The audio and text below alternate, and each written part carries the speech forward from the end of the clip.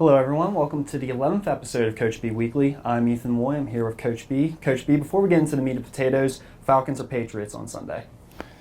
Well, you know,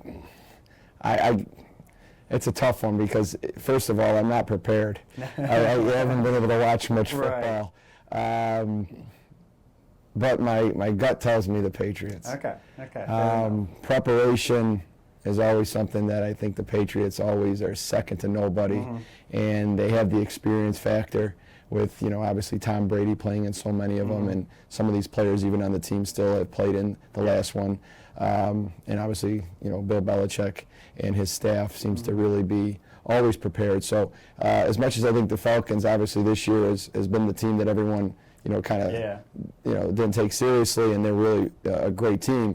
Obviously the fact that being there for the first Experience time, wins out. Experience does have a lot to do with it. So without a rooting interest, I'll just say my gut tells me the Patriots. All right, fair enough. And we'll go into the games actually here. 4 straight wins, tied for third in the NEC. Now the hottest team in the league.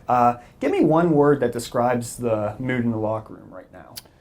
Well, I think it's a steady mood. I don't think we've really changed much of what we were before this streak. I could see the excitement, being there. I could see the team starting to understand the process more, especially the younger players. And so I could see the excitement being there. But I think we're doing a good job right now of understanding that it's one game at a time, and we got to be thankful for the things that we have, and understand that going forward is going to have a lot to do with, how much we continue to just take things one step at a time. The team this year has gone through some ups and downs, and when we had struggles or we had some great moments, we've really worked on just having that steady mindset where we don't get too high and just too low, and we really work on our humility. And that's the biggest thing that I'm always, that's our top pillar, is humility. When you're doing well or you're doing bad, you never think too high of yourself, and you never think too low of yourself. You just have a steady mindset about coming to work every day and wanting to serve your teammates, and making sure that your teammates understand that you're there for them and they're there for you. And I think that's the attitude in the locker room right now. And the way things are going, it's really a brick by brick foundation. The first win this past weekend was against Mount St. Mary's, a 50-44 decision there. Had a hot start in that game with an 18-6 run in the first quarter. What contributed to that, quick start? Coming prepared. Obviously, coming out of the gate is always really important, and coming out of the gate isn't always offensively. And that's what I think a lot of people sometimes will mistake when you come out ready. When we're coming out ready is when we're setting the tone defensively. And when we come out and we defend well and we make things difficult for the other team early on, that tone for us is very, very important. Because our defense is by far the most important part of our game. And if we're defending well, we always are going to be in games. And, obviously shooting can come and go. And teams that have always relied on, shooting being the most important thing, they've always struggled as far as the grind of the season also goes. But when you have that true accountability on defense, that you're always going to make it difficult on the other team, that kind of mindset's great. So we came out with a steady mindset defensively, and ultimately that grew our lead early on with hitting some shots. And I think that's the kind of tempo and pace that we need to have. Now, in that game, senior guard Rebecca Navarro, she did a little bit of everything: 9 points, 4 steals, 4 assists, 3 rebounds, and a block. She came into this program, and like her freshman year, she was like a dead-eye shooter, really from deep, and she's really blossomed into a complete player, wouldn't you say? Rebecca, when she first came to this program, it's funny when you mention it. Now I go back and I say to myself, wow, Rebecca has come a long way. When she first came into the program, she had a lot of toughness to gain. That was just something that was the way she played over in Europe when she was in Spain, is that she was a dead-eye shooter, and that was something she was just allowed to be, and just you're a great shooter, be a shooter, and that's it. But over here at the Division I level, you've got to be able to exist amongst other parts of the game, and her toughness has gone way up. She still has some struggles with certain things, but she's worked towards getting better at them. And running the offense that we run and the defensive concepts that we run, she's really elevated herself and shown that, through work and through wanting to change, you can change. And, she had to want to, and she's shown that desire. And as long as she continues to work on things and go forward, she could finish up really strong. Now, let's get into last night's game against St. Francis U. Won that 70-68. I noticed at the end of the game, there's a lot of celebration and passion by the team and the coaching staff at the end of the game. Would you say that might be considered a top victory of the season so far? Well, it's our last victory, so obviously it's part of the process where we're where we are now in the season, where it's getting more towards the bulk of the conference regular season, where we just have gone through one rotation of all the teams. It was our next game, when it comes to the second half of the season. And so, we had put a lot on this because of the fact that we were on the road. We were playing a team that, we had struggled against the last time, and it was a challenge. It was a challenge to go in there after the last time we played them and how poorly we played and how much they did a great job of beating us up that game. We came back and had to come back and to, reverse the table.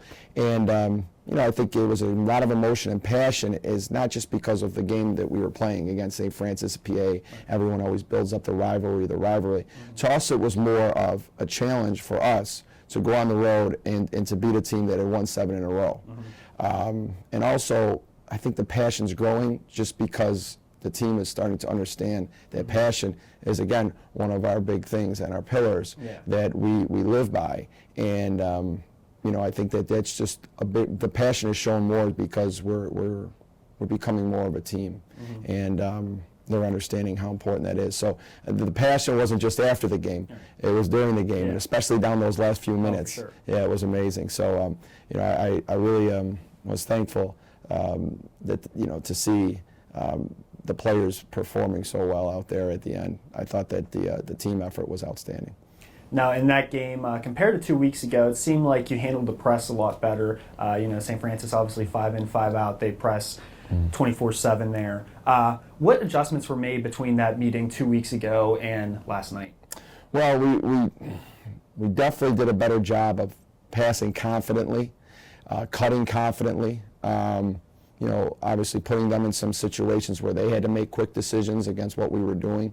And then, having a great mindset of when to attack and when to slow it down. That's always difficult when you play teams that, really go up and down with you, is that, it's constant battle of controlling the pace. And, last night we did make mistakes at times. We did turn the ball over a few times, but it was, like you said, a whole other mindset, a whole other attack. And, at the end of the game, we had to really do a good job of knowing what was a good shot against the press and what was a good, pull it out and let's run some offense. And I think ultimately that was one of the biggest parts at the end, was we set the tone early, that we were able to break it and attack it when we wanted to. But at the end of the game, we were also able to stay under control and make the defense work to get a stop instead of taking a bad shot in a rush tempo situation. I thought that was the biggest thing, is understanding the tempo. And when we got a little bit too much, and when we got a little bit loose and took some bad shots, we took ourselves back a second and said, whoa, on timeouts or on dead balls, got together and said, hey, that wasn't a good shot, that was a bad shot, let's work for a good shot next time. And I thought we responded well from those bad moments. Now, against that press there, I thought Nadej Pluvios did a really good job breaking that press of her cross-court passes. So she's kind of like a quarterback out there, and not just like throwing to where the player is, but throwing her open. She also earned her first 2 starts this past weekend against Mount and St. Francis. How would you grade her performance, after her first 2 starts? Well, when you start as a freshman, especially when you haven't started all year, it's a real gut check, because when you come off the bench, the game kind of develops, and it's just a different mindset. When you go into the starting role, you're going there for the opening tip, ball goes up, and now you got to get in there and get on defense. Your mind has to be able to right away click and get focused in on your job and your responsibilities. And it's difficult for some freshmen. And the game at Mount St. Mary's, I thought, was a very good testament towards what she's doing well. She struggled to finish. She struggled to do some certain things that a lot of people that watch the game would say she's having a bad game. But she continued to grind. She continued to just keep a positive attitude. And then she hit a very big bucket for us at the end, grabbed some big rebounds. Again, last night. She had a big bucket at the end there. Big bucket at the end, left-handed in the lane, which is a tough move. She's right-handed, made a left-handed in the lane, and then also a huge rebound down the stretch, which extended a possession. 2 offensive rebounds on that possession. Yes, 2 offensive, and she's been doing that. I mean, she did it against the Mount too, where a game where people thought she didn't have a good game because she didn't shoot particularly well. Right. It's not all shooting. Right. She grabbed like 3 or 4 offensive rebounds in one possession one time, and those kind of moments are great lifts, not just for her, but for her team, and controlling the things you can control. Sometimes the ball doesn't go in, but getting those big rebounds at the end of the St. Francis PA game and throwing that pass against the press that she did so confidently, those were moments where you'd say, boy, she really stepped up and did a great job. And I'm proud of her. And a lot of the freshmen did. You know, she did. Jalen Burton-Jones did a nice job against the press as a, coming in the point where you're seeing a lot of the pressure early because it's such an aggressive press. She did a great job when she came in the game of playing with a great pace. And, it was very uplifting for the whole team to see that people were willing to step up with the absence of Megan. Yep. Now, lastly, this weekend, you finish up 4-game road trip in Brooklyn, have St. Francis Brooklyn on Saturday, LIU Brooklyn on Monday. St. Francis Brooklyn, obviously, that's the game that's on your mind right now. They knocked you off here at the Soul Center. How do you, make up for that game previously here at Moon Township? We got to, go to the video and obviously see the things that we did wrong back then. We don't want to dwell on it. We're going to enjoy, the positive that happened last night, and, we have to now be able to, move past that now and get back focused in on the fact that, Brooklyn did a nice job against us over here, and they were able to beat us, and it was a tough game all the way through. It was tight the whole way through, and, we got to figure out what we did wrong and really stay focused on it. Whether you win or lose, go into the video room and stay focused on the things that you got to do better. Sometimes winning will mask a lot of problems, and you can't allow that. You've got to stay in tune with what you got to do better. And against a team like Brooklyn, they're very well coached, and their strategies are always very tough to beat. And we're going to have to obviously go into their arena now and go out there and be very focused on putting them in some tougher situations than we did. But at the end of the day, in the NEC or any league, teams know each other very, very well, and they scout very, very hard.